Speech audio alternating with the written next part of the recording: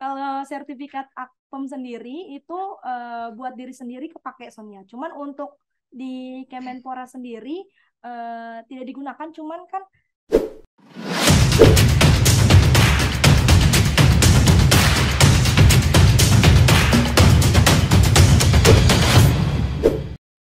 Halo teman-teman, selamat pagi, siang, sore, atau malam, dimanapun teman-teman berada. Kembali lagi di Pentax atau penempatan Talks.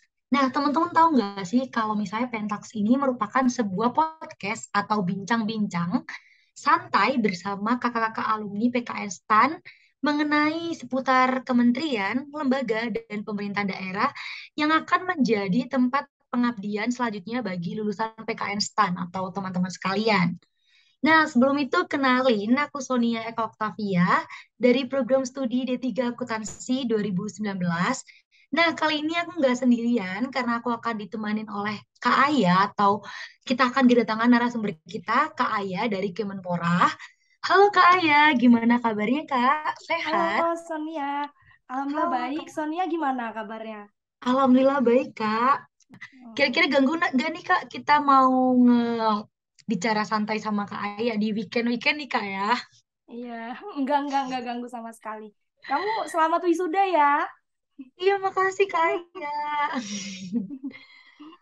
Oke, mungkin kali ini eh, aku akan bertanya nih beberapa pertanyaan mungkin yang akan mewakili teman-teman nih Kak mengenai seputar Kemenpora nih Kak. Mungkin aku langsung masuk ke pertanyaan pertama ya Kak Aya. Boleh, boleh. Nah, mungkin teman-teman sekalian nih Kak masih ada yang bingung nih Kak. Gimana sih Kemenpora itu gitu? Apa sih Kemenpora? Mungkin Kak Arya bisa mendeskripsikan gimana sih instansi Kemenpora ini gitu Kak. Oh ya, oke. Masyarakat sebenarnya udah tahu sih, Kemenpora itu kan kementerian yang menaungi pemuda dan olahraga.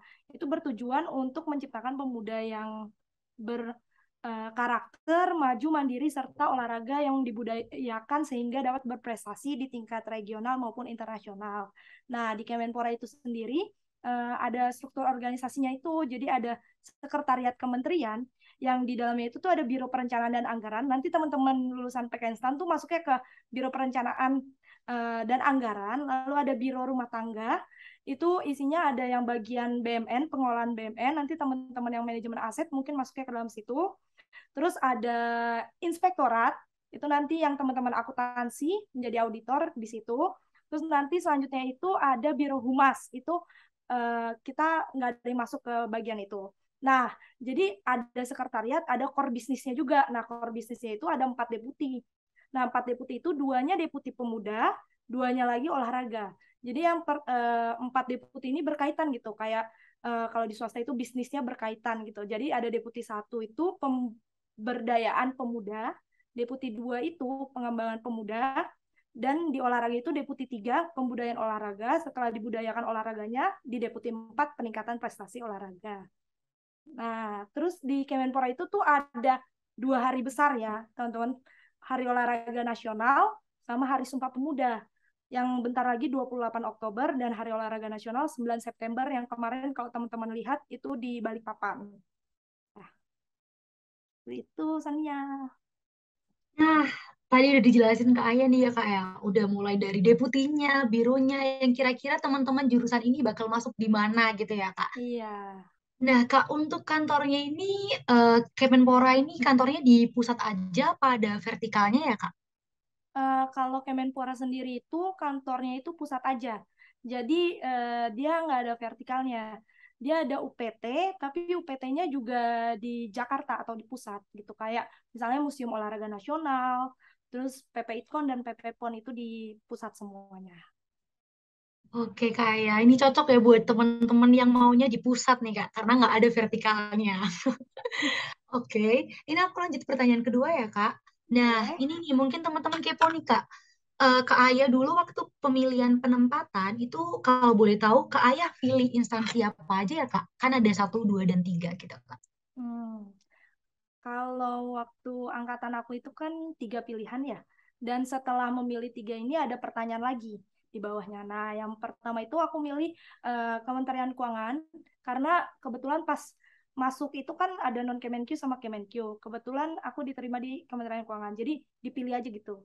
Nah, terus nomor 2 ini baru di Kementerian Pemuda dan Olahraga, terus yang nomor 3 itu di BPOM, Badan Pengawasan Obat dan Makanan. Nah, kalau untuk pertimbangannya ya tadi ya, Sonia ya. Nah, kalau pertimbangannya itu tuh yang pertama kenapa pilih Kementerian Keuangan itu udah diskusi sama keluarga juga, katanya dipilih aja gitu.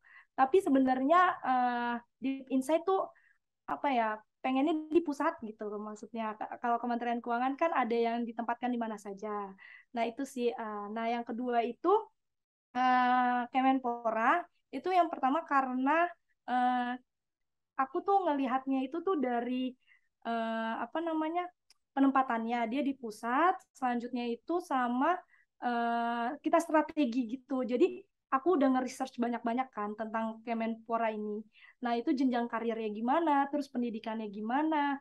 Jadi di Kemenpora juga ada bantuan pendidikan gitu, biaya pendidikan ke depannya. Jadi terus sama ketika masuk di Kemenpora ini kan baru kedua ya, maksudnya dulu udah pernah diterima di 2015, angkatan 2015 yang lulus di 2018. Selanjutnya angkatan aku baru nih angkatan yang kedua masuk Kemenpora di 2018. Nah, jadi secara apa ya? Secara kita jenjang karir itu bersaing di keuangannya itu sama teman-teman teman-teman di stan aja yang berjumlah 18 orang ditambah sama 10 orang angkatan kakak kelasnya. Jadi secara berkarirnya bisa dibilang mungkin bisa lebih cepat gitu. Nah, terus kalau yang BPOM itu karena emang pengen milih satu lembaga dan pada saat itu pas di KLPVS BPOM itu dibilang bahwa itu tuh di pusat semua dan auditor semua pada saat itu dibilangnya. Jadi kayak gitu sih, Tania. Oke nih Kak, berarti sangat penting ya buat mengatur strategi nih biar nggak Betul. kelempar di luar pilihan ya Kak. Betul. Nah Kak, mau nanya lagi nih Kak, pas perankingan di STA 2018 ya Kak, dulu Kakak Mm-mm. ini urutan berapa ya Kak? Terus Um, ki- kira-kira langkah-langkah apa yang nanti mungkin bisa disiapin teman-teman yang di penempatan di nantinya di Kemenpora. Jadi langkah-langkah apa saja yang dulunya disiapin ke Ayah saat tahu ke Ayah dapat Kemenpora ini Kak? hmm, jadi aku untuk rankingan sendiri itu sekitar berapa ya? Lupa kayaknya. Cuman aku ingat IPK sama SKD dan nilai akhir aku tuh 82, sekian. Nah, itu aku waktu itu juga pertimbangannya ini loh, apa namanya, dilihat dari sesuai kebutuhan sama keinginan. Nah kan karena aku juga dulu di stan juga aktif di olahraga juga, jadinya kayak seneng aja gitu. Pada saat ternyata diterima nih di Kemenpora gitu kan. Nah terus sama alhamdulillah juga yang aku prioritasin itu ini penting juga terhadap keluarga karena menurut aku sesuatu yang paling berharga itu adalah waktu bersama keluarga gitu.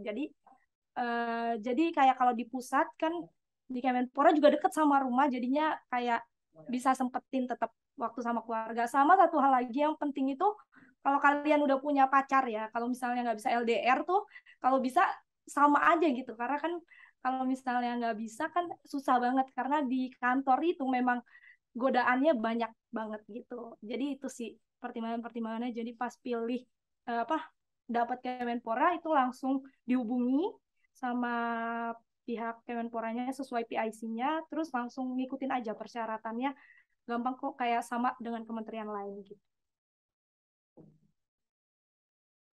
Oke Kak, untuk pertanyaan selanjutnya nih Kak, Eh, Kak di Kemenpora ini Kakak ini ditempatkan di seksi apa ya Kak? Terus ada nggak hubungan seksi Kakak ini dengan hubungannya dengan olahraga langsung nggak Kak? Misalnya kayak ada event pertandingan olahraga gitu langsung dilibatkan apa enggak ya Kak? Apa jadi orang yang di bagian apa dalam gitu? Hmm, oke. Jadi di Kemenpora ini aku di bagian perencanaan di Sekretariat Deputi Bidang Pembudayaan Olahraga atau Deputi 3 itu sangat ada ya hubungannya dengan olahraga karena alhamdulillahnya aku ditempatkannya di yang 4 core bisnis tadi itu Deputi 3-nya tapi jadi kalau misalnya ada event olahraga tadi ya itu beberapa kali sudah mengikuti mengikuti kegiatannya gitu. Jadi apa namanya, walaupun di Kemenpora ini, walaupun kita baru ya, aku kan D3 akuntansi 2018, baru kerja tuh 8 bulan, tapi tetap diikut sertakan gitu dalam kegiatan-kegiatan. Walaupun bagian perencanaan, tapi tetap ikut untuk misalnya monitoring dan evaluasi dan segala macamnya. Kayak gitu, Sonia.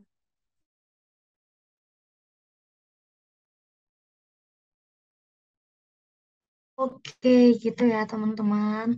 Nah, untuk nih Kak, untuk jam kerjanya nih Kak, jam kerja di apa namanya Kemenpora nih dari jam berapa sampai jam berapa sih Kak? Terus sering nggak sih di seksi kakak ini ada perjadin gitu?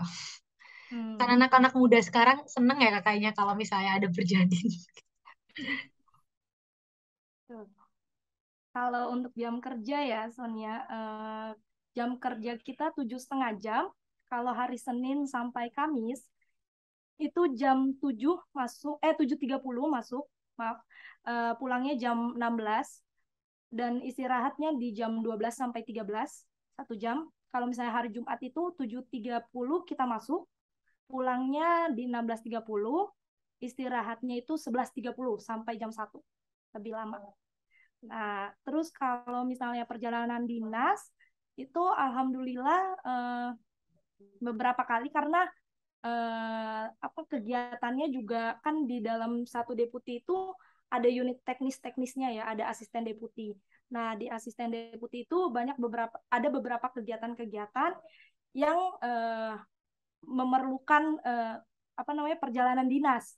Karena kan tusi kita itu di budaya olahraga kan mengajak masyarakat untuk ikut berpartisipasi dalam olahraga.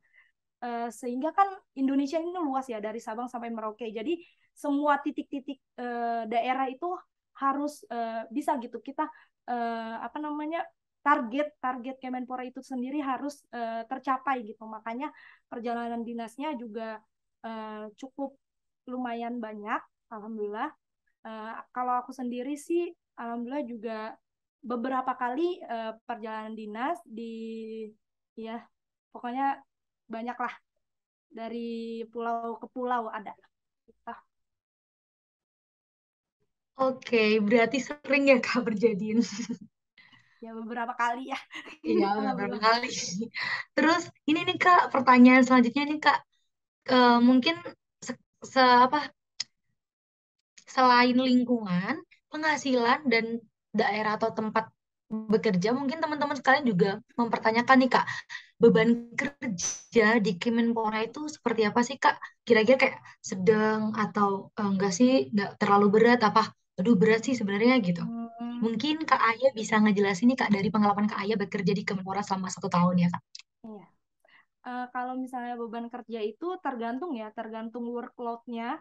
Karena aku itu di bagian deputi ya. Kalau misalnya ini kan beda-beda ya, di satuan kerjanya beda-beda. Kalau aku di deputi itu beban kerjanya itu sesuai dengan kegiatannya, karena tugas aku ini kan bagian perencanaan, biasanya verifikasi keuangan juga, terus SPT unifikasi pajak itu juga dilakukan di sini, yang harus pelaporan SPT-nya itu tiap bulan. Jadi pekerjaannya tiap bulannya sama, cuman ketika kegiatannya lagi banyak gitu kan, kalau misalnya lagi banyak tuh jadi berkasnya juga banyak gitu. Nah, kalau misalnya di Kemenpora tuh kalau dari Januari sampai Desember ya itu kayak gini nih. Kan Januari tuh masih Agus segini, terus dia naik naik, akhir tahun baru tuh kita laporan keuangan, terus kita bikin rencana kerja dan anggaran di tahun anggaran baru 2023. Jadi di akhir tahun ini, bulan-bulan akhir tahun ini lebih banyak pekerjaannya dibanding awal tahun gitu. Oke, selanjutnya nih Kak, aku mau nanya lagi. Kan dari mahasiswa ke pegawai ini udah beda ya Kak, kayak jenjangnya gitu. Nah, pasti kayak mahasiswa banyak mengalami culture shock ya Kak mungkin. Nah, kira-kira budaya dan lingkungan kerja Kemenpora ini akan seperti apa ya Kak? Terus hal-hal apa ya Kak yang perlu diperhatikan selama di Kemenpora ini? Yang mungkin sebelumnya belum tahu nih Kak waktu jadi mahasiswa.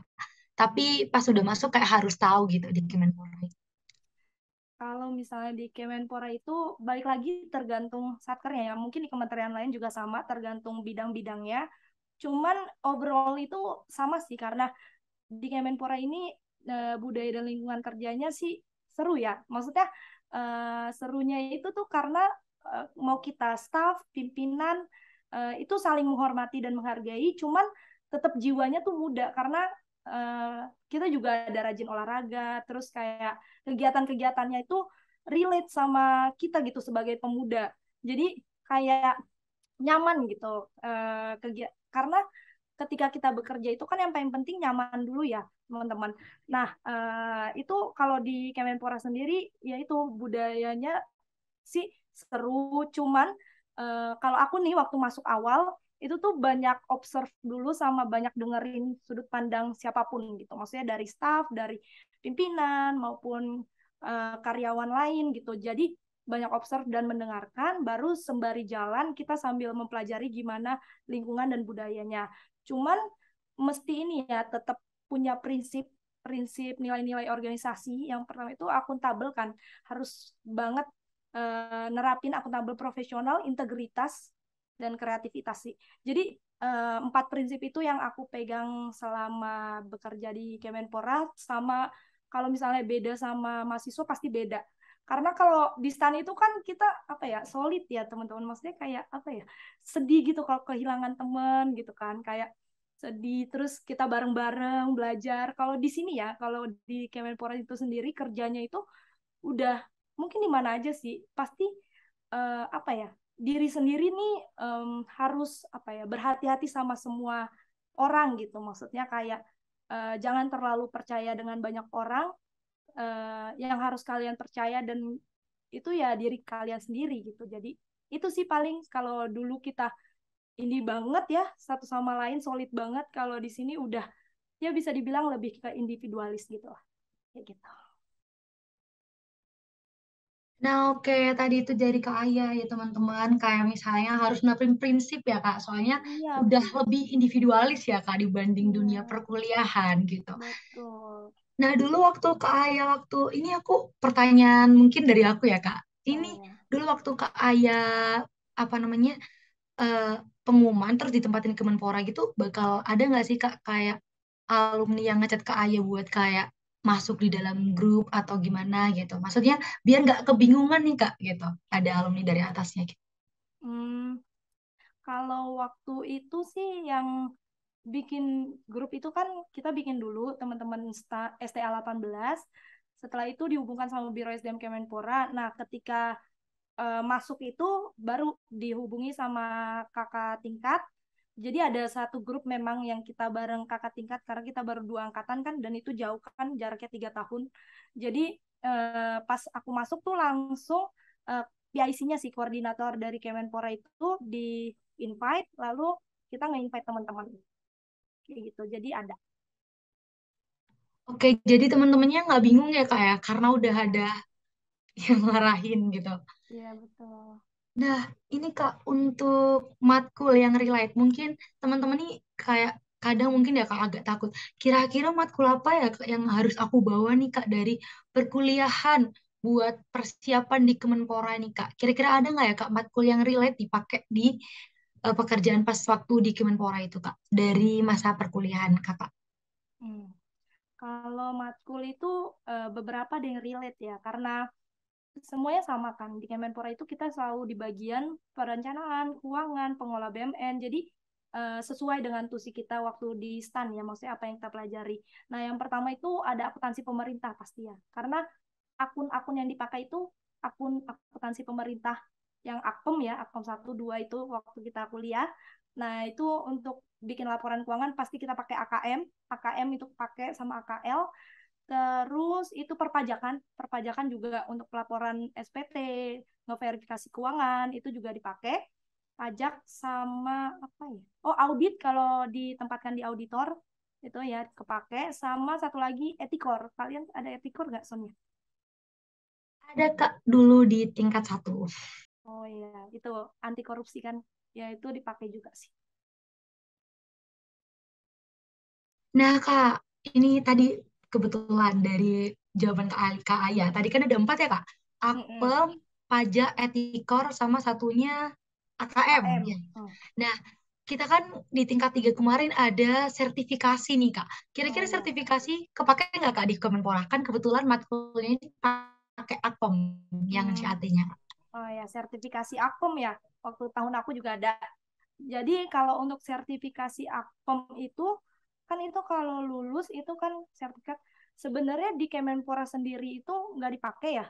Cuman eh, sertifikatnya itu digunain untuk diri sendiri gitu loh, Sonia. Mati Halo, dia. Kak, maaf, internetnya unstable.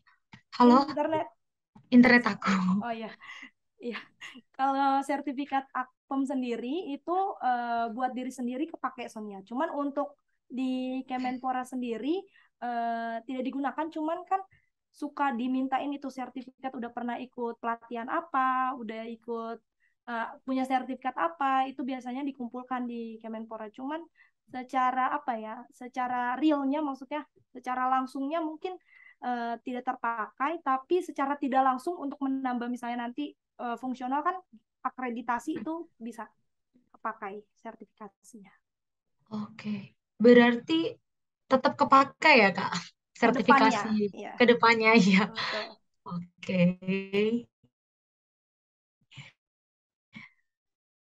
Terus ini Kak apa ya? Komponen penghasilan deh Kak. Mungkin teman-teman nih Kak, selain pilih tempat nih Kak ya, lingkungan kerja, beban kerjanya kayak gimana, mungkin teman-teman juga mempertimbangkan penghasilan nih Kak. Kira-kira komponen penghasilan dari Kemenpora ini seperti apa ya Kak? Ya, seperti ini. Izin share screen ya, Sonia. Boleh Kak, silakan. Udah terlihat kan? Sudah Kak. Nah, kalau untuk komponen penghasilan itu, yang pertama pasti gaji ya. Semua gaji golongan 2C itu sama range-nya. 2.300.000 sampai dengan 3.665. Itu sama semua. Nah, terus selanjutnya itu ada tukin, tunjangan kinerja. Kalau Kemenpora sendiri itu sesuai peraturan Presiden nomor 14 tahun 2019, kelas kita masuk ke dalam kelas jabatan 6 ya. Itu 2.399 tunjangan kinerjanya. Tukin itu sendiri diperoleh dari absensi kehadiran dan capaian kinerja. Jadi ada apa proporsinya gitu.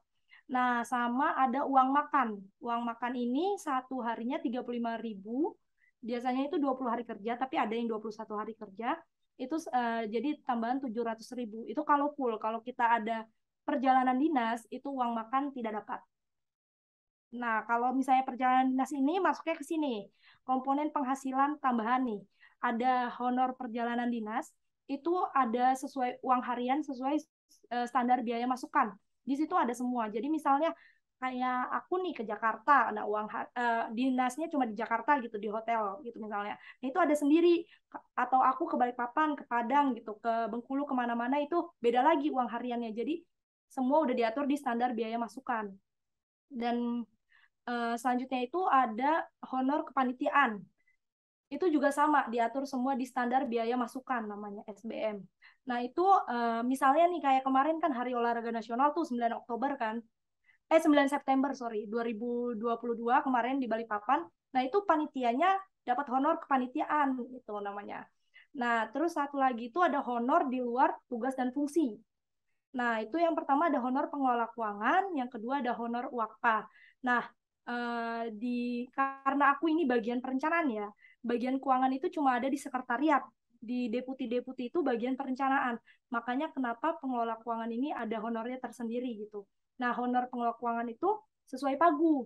Kalau sesuai pagu satuan kerja masing-masing.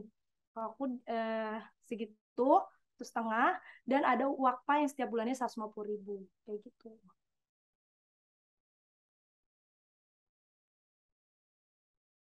Oke, teman-teman sekalian udah paham ya, barusan udah dijelasin Kak Aya mengenai gaji di Kemenpora sama honornya. Honornya ada tiga ya Kak, kalau nggak salah perjadin, Mm-mm. kepanitiaan, sama honor di luar TUSI. Ya Kak. Betul, betul. Berarti kalau perjadin tadi nggak dapat uang makan ya kalau nggak salah Kak. Uang makan, ya nggak dapat uang makan, betul. Oke. Karena kan Kayak gitu. nggak kerja, maksudnya nggak datang. Mm-mm. Oke, kayak gitu ya teman-teman.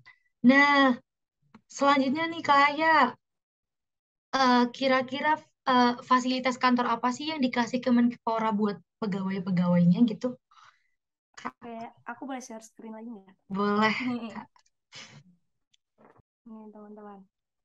Kalau fasilitas kantor itu kita punya 2 lapangan badminton. Nah, itu dan ada gym. Kita ada gymnya. Gymnya cukup lengkap. Soalnya gini, teman-teman, karena kita di Kemenpora ini kan ada atlet ya. Ada atletnya. Jadi atlet itu kadang-kadang latihannya itu di Kemenpora gitu, teman-teman. Makanya kenapa disediain cukup lengkap gitu untuk gymnya, lapangan badmintonnya ada. Jadi kadang-kadang tuh atlet juga latihannya di Kemenpora. Terus ada juga atlet yang udah PNS kan, jadi kerja sebagai pegawai kayak gitu, teman-teman.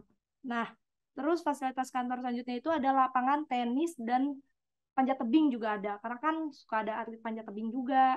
Nah, terus ada lapangan futsal dan basket, terus ada hydropoolnya, kolam renangnya.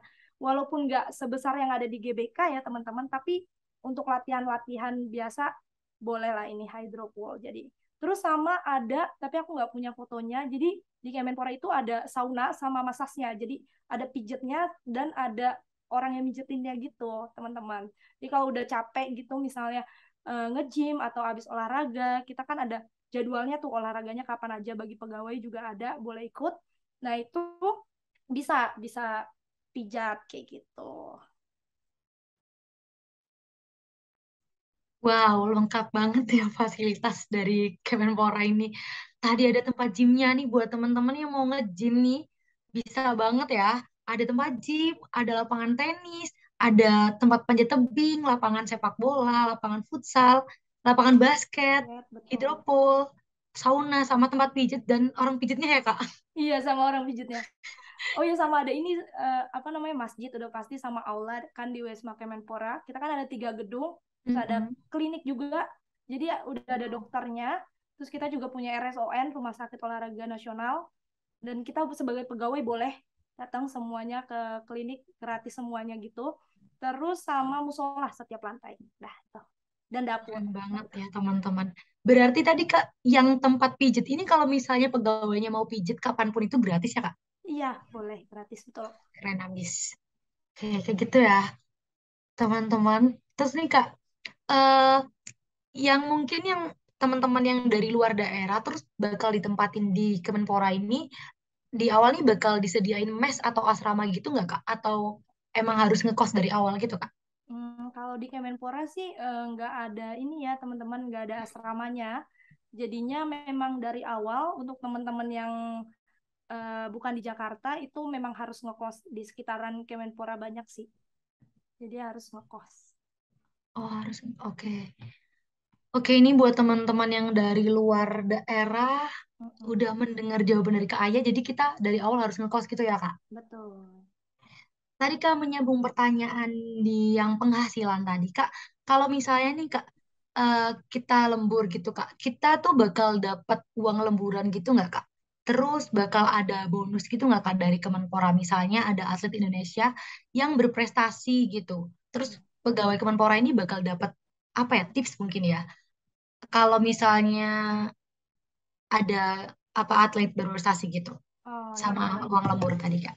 Emang di Kemenpora juga kalau kita lembur ya nggak ada, memang udah kewajiban gitu untuk lembur. Nah, terus kalau misalnya apa tadi, bonus ya. Nah, kalau bonus untuk atlet sendiri itu ada di deputi aku itu kemitraan penghargaan olahraga. Jadi atlet yang menang itu Hmm. ada bonus, tapi ini nggak semua ya, maksudnya nggak semua ajang olahraga ya teman-teman dapat bonus atletnya. Jadi cuma yang bilateral, para game, ASEAN Games gitu. Jadi kalau misalnya nggak semua apa event olahraga itu ada bonusnya dan penghargaannya. Nah, kalau misalnya ada atlet berprestasi, pegawai nggak dapat apa-apa, tetap sesuai komponen penghasilan. Oke Kak. Berarti tadi kalau misalnya biasanya lembur itu, kalian kalau misalnya lembur di kantor gitu bisa sampai jam berapa nih Kak? Jam berapa ya? Aku pernah paling lama itu paling jam 9 sih waktu itu, waktu awal-awal masuk pernah. Karena kan menyesuaikan ya belajar gitu, kayak belajar apa sakti dan teman-temannya itu, jadi kayak kita lembur.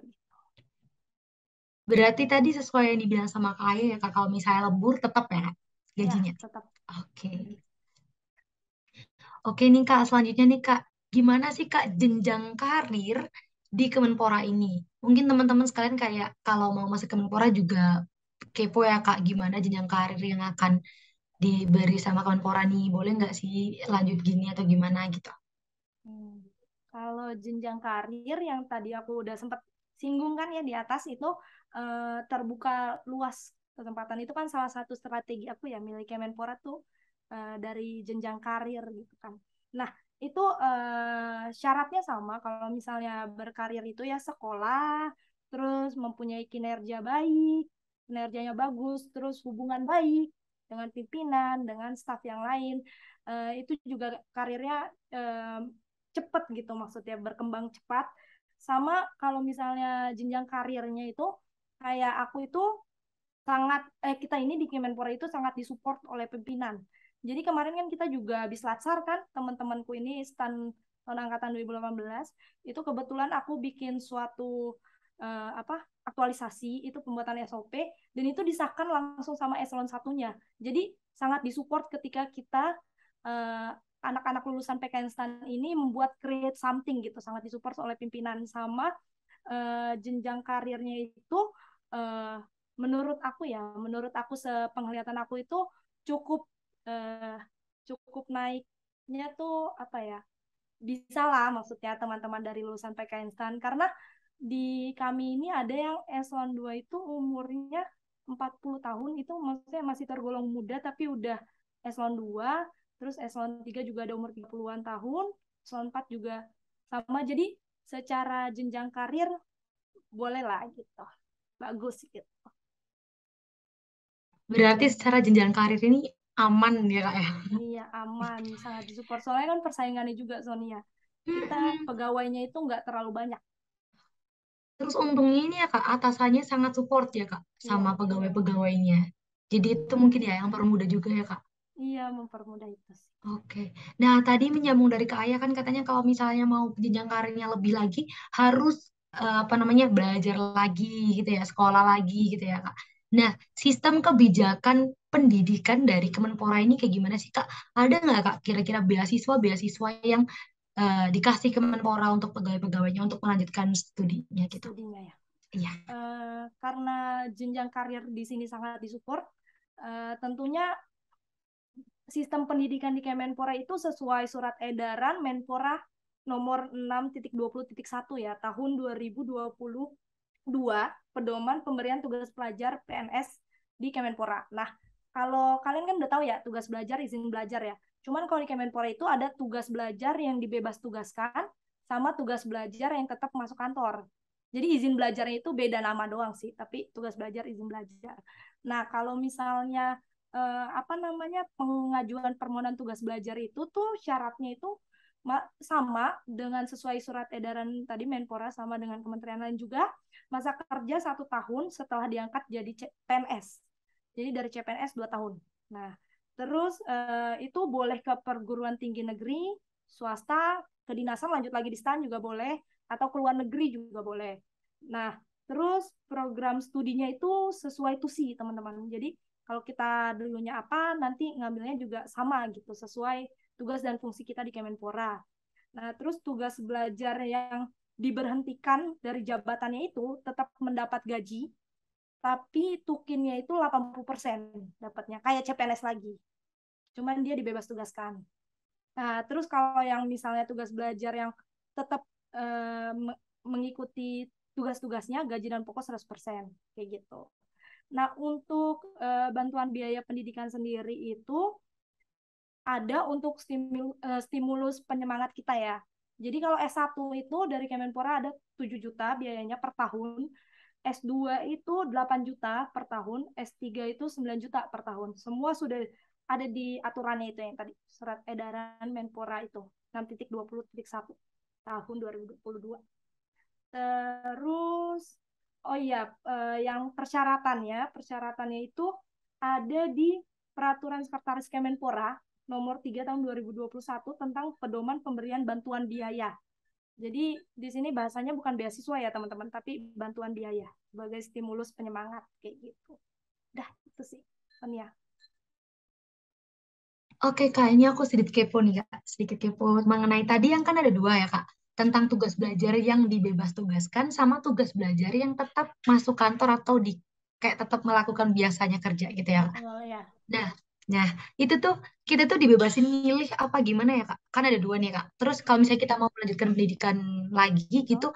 kita dibebaskan milih antara yang A sama B apa nanti bakal dipilihin sama kantor gitu, Kak. Dibebasin pilih Sonia. Jadi kalau misalnya itu tugas belajar yang tetap itu kan nama lainnya ya tugas belajar yang tetap bekerja eh, itu tuh biasanya kalau kuliahnya ini malam terus Sabtu Minggu kuliah yang khusus karyawan itu kan ada tuh. Nah, itu dibebas pilih sih. Kalau misalnya kita lanjut di stan lagi nih, berarti kan tugas belajar yang dibebas tugaskan. Ya kan, yang dapat tukin 80% itu. Nah, jadi bebas sih. Jadi kita bebas milih dulu, baru ini bicara ke Biro SDM Kemenpora gitu. Oke, Kak. Nah, untuk tadi yang terkait beasiswa tadi, suaraku putus apa masuk ya, Kak? Masuk Sonia. Oke. Oke, terkait yang beasiswa tadi, Kak, itu namanya apa, Kak? Bukan beasiswa, tapi Biaya bantuan. nah, biaya bantuan ini bakal berapa persen sih, Kak, dari biaya yang dikeluarkan misalnya pegawainya kuliah di univ swasta atau negeri gitu kan mengeluarkan biaya nih Kak bakal dapat berapa persen biaya bantuan ini dari Kemenpora Biaya Kak? biaya bantuannya itu jadi di Kemenpora itu nggak pakai presentase, jadi dia itu pasti. Jadi yang S1 tadi 7 juta, S2 itu 8 juta, S3 itu 9 juta. Selama ini masih seperti itu gitu. Jadi nggak berapa persen dari UKT misalnya ya, Sonia. Nah itu nggak, jadi kayak emang per tahunnya segitu. Oh, kayaknya sangat disupport ya kalau misalnya jenjang pendidikan Iya benar. buat naik ke jenjang karirnya di Kemenpora ini ya Kak ya. Iya, alhamdulillah.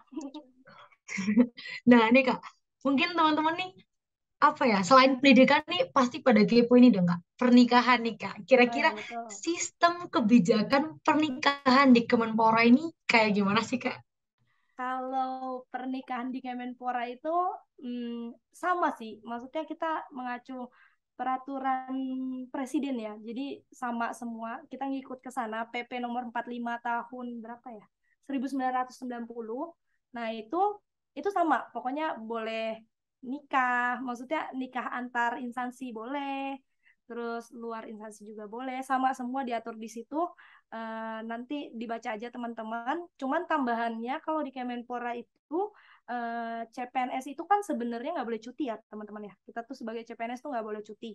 Tapi CPNS cuti dengan alasan penting itu boleh.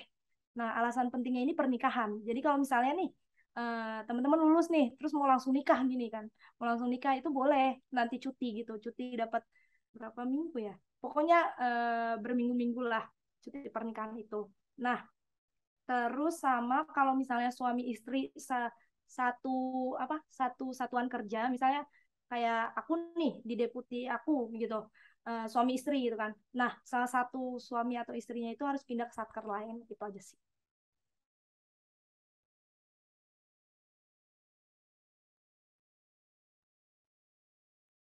Oke, berarti kalau misalnya di satu instansi, satu deputi harus dipindah ke satker lain nih, Kak ya. Iya Nah, betul. kalau misalnya kayak gini nih, Kak, suaminya dari instansi lain nih, kan kebijakan instansi kan beda-beda ya, Kak. Iya. Kalau di Kemenpora misalnya suaminya dari instansi lain gitu, bisa nggak sih? Oh, nggak bisa ya, suaminya udah di pusat ya. Ikut gitu loh, Kak, kayak mutasi ikut suami gitu. Oh, maksudnya Oh, suaminya di berarti daerah ya? iya, kayak gitu, Kak. Hmm. Berarti suaminya yang ikut ke istrinya ya? Apa? Gimana tuh, Kalau Kak? case kayak gitu sih, aku kurang tahu ya. Cuman kayaknya sih apa namanya, kalau misalnya suaminya di luar daerah, ya mau nggak mau LDR nggak sih, LDM, long distance marriage. Soalnya ada, maksudnya temen, bukan temen, temen aku tapi kakak ini lebih tua gitu, maksudnya pegawai di Kemenpora. Nah itu eh, kakaknya ini di sini gitu di Kemenpora, tapi suaminya itu di Kalimantan kan jauh ya.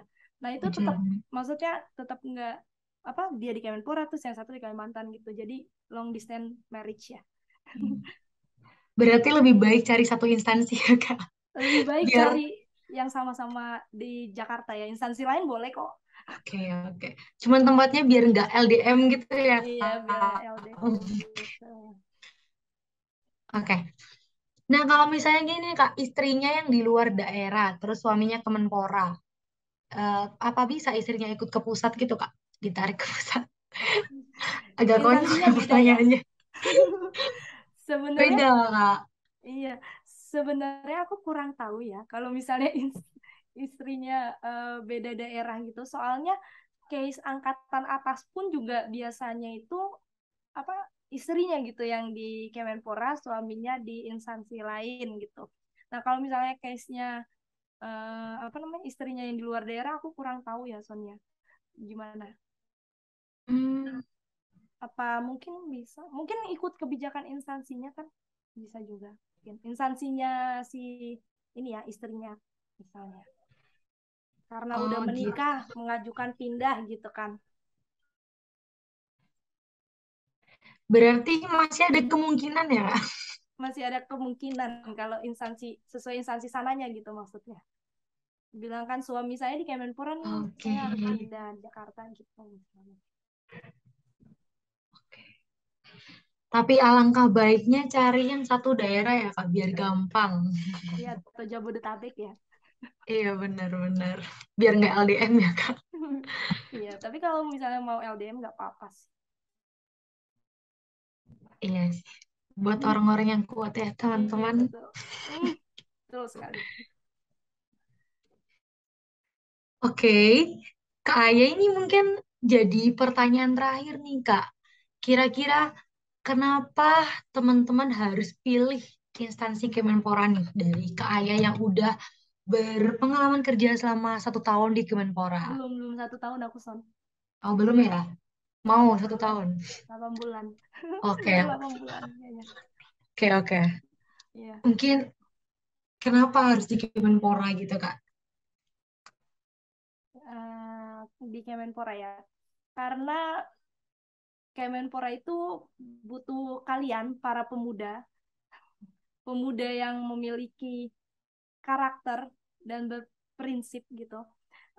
Untuk berbekal integritas, kan di STAN ini kita tahu ya, integritasnya sangat teruji lah, boleh. Nah, itu sangat dibutuhkan. Mari teman-teman kita bersama-sama eh, membuat perencanaan keuangan dan anggaran di Kemenpora itu menjadi lebih baik lagi. Karena Kemenpora ini kan alhamdulillah udah baru 3 kali berturut-turut WTP ya teman-teman, wajar tanpa pengecualian. Mari kita uh, lebih baik lagi gitu, lebih baik lagi kita bareng-bareng gitu untuk memperbagus lah, memperbaiki hal-hal yang perlu diperbaiki di bagian keuangan anggaran pengelola BMN. Karena ketika suatu kementerian itu bagian keuangannya itu bagus, otomatis nanti money follow kinerja kita lah. Pokoknya uang itu bakal bersyukur aja akan ngikutin kita. Malah kalau misalnya kita nih bagian dari Kemenpora terus kita berhasil nih membuat misalnya tukin Kemenpora naik, kan itu ada statis ya kepuasan sendiri jadi sendiri. Wah, anak stan bisa mengubah hal yang perlu diubah di Kemenpora. Jadi Kemenpora sangat butuh kalian para punggawa keuangan negara lulusan stan tahun angkatan 19 gitu. Nah oke tuh dari Kak Aya biar pilih Kemenpora tuh teman-teman. Temen apa Kemenpora tuh juga butuh penerus dari PKN kan ya Kak ya. Betul. Oke, Kak Aya makasih banget ya udah mau sharing soal pengalaman kerja Kak Aya di Kemenpora. Mungkin mungkin ini teman-teman Kak Aya barangkali ada teman-teman yang mau bertanya langsung nih Kak atau mau chat Kak Aya langsung. Mungkin pertanyaannya lebih spesifik jadi nggak bisa ditanyain di Hmm, sini Kak. Jadi kayak boleh. "Ah, aku pengen nih tanya langsung ke Kak Aya. kepo nih jawabannya gimana ya kira-kira, maksudnya kayak jawaban langsung dari Kak Aya gitu. Nah, teman-teman nih kira-kira bisa menghubungin Kak Aya lewat mana ya? Mungkin Instagram ya, Kak? Iya, mungkin Instagram ya. Oke, Ciasa NF. CHIYASA NF. tuh Terus sama teman-teman. WA juga bisa. Itu biasanya di poster-poster 0858 1745 1780. Itu udah di mana-mana sih itu kayaknya nomor telepon. Jadi bisa lewat situ atau DM Instagram. Oke, teman-teman yang mau tanya langsung ke Kak Aya boleh langsung DM di Instagram Kak Aya yang tadi Kak Aya sebutin, sama WhatsApp Kak Aya mungkin Ya, nanti bakal ditaruh di deskripsi ya teman-teman. betul. WhatsApp mungkin lebih cepat ya. Iya, lebih fast respon ya Kak. Betul. Oke teman-teman, tuh pesan dari Kak Aya kalau misalnya chat lebih baik lewat WhatsApp karena lebih fast respon ya teman-teman. Betul.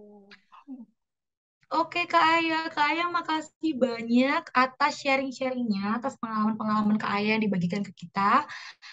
Eh, Mohon maaf kalau misalnya aku tadi ada salah kata ataupun salah kalimat mungkin ya Kak. Ya. Oke, selamat malam Kak Aya. Maaf mengganggu weekendnya Kak. Ya. Assalamualaikum. Terima Dah Kak kasih, Aya. Sania. Sama-sama Kak. Dadah. Maaf aku kalau ada salah ya. Gak ada. Wassalamualaikum warahmatullahi wabarakatuh. Waalaikumsalam Kak. Terima kasih. Sama-sama.